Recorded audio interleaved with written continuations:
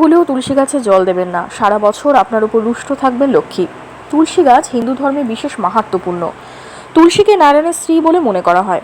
প্রতিদিন জল দিয়ে তুলসী গাছের পুজো করা জরুরি হলেও রবিবারে ও একাদশীতে তুলসী গাছে জল দিতে নেই।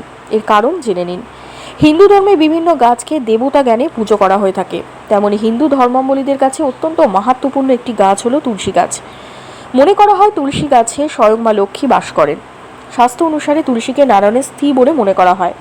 সেই কারণে সব হিন্দু গৃহস্থ ঘরে তুলসী মঞ্চ রাখা হয়। নিয়মিত তুলসী গাছের পুজো করলে এবং তুলসী গাছে জল দিলে মা লক্ষ্মী প্রসন্ন হন এবং সেই সংসারে লক্ষ্মীর আশীর্বাদ সবসময় সর্বদা বজায় থাকে বলেই মনে করা হয়। তুলসী গাছের পুজো করলে মা লক্ষ্মীর পাশাপাশি তুষ্ট হন নারায়ণও। তবে একটা কথা মনে রাখতে হবে যে রোজ তুলসী গাছে জল দিতে নেই, বিশেষ করে রবিবার ভুলেও তুলসী গাছে জল দেওয়া উচিত নয়। ধর্মীয় বিশ্বাস অনুসারে মনে করা হয় রবিবারে তুলসী গাছে জল দিলে মা লক্ষ্মী রুষ্ট হয়ে সে সংসার ছেড়ে বিদায় নেন।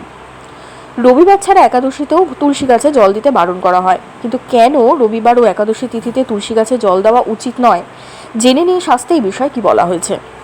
কেন রবিবার তুলসী গাছে জল দেবেন না?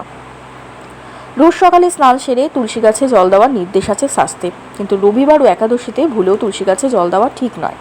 কারণ শাস্ত্র অনুসারে মনে করা হয় প্রতি রবিবার তুলসী দেবী তার স্বামী নারায়ণের জন্য নির্জলে উপবাস রাখেন, তাই এই দিন তুলসী গাছে জল দিলে তার উপবাস ভঙ্গ হয়ে যায়। তুলসী দেবীর ব্রত ভঙ্গ হলে রুষ্ট হন মা লক্ষ্মী। মনে করা হয় রবিবার তুলসী গাছে জল দিলে লক্ষ্মী দেবীর রোষে বাড়িতে নেগেটিভ এনার্জি ছড়িয়ে পড়ে।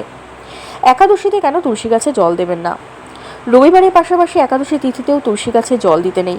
একাদশীতে তুলসী গাছের পাতা ছিঁড়তেও বারণ করা হয়, কারণ ধর্মীয় বিশ্বাস অনুসারে একাদশীতেও তুলসী দেবী নারায়ণের জন্য উপবাস রাখেন, তাই এদিন তুলসী গাছে জল দিলে তার উপবাস ভেঙে যায়। সেই কারণে একাদশীতেও তুলসী গাছে ভুলেও জল দেবেন না। ধন্যবাদ।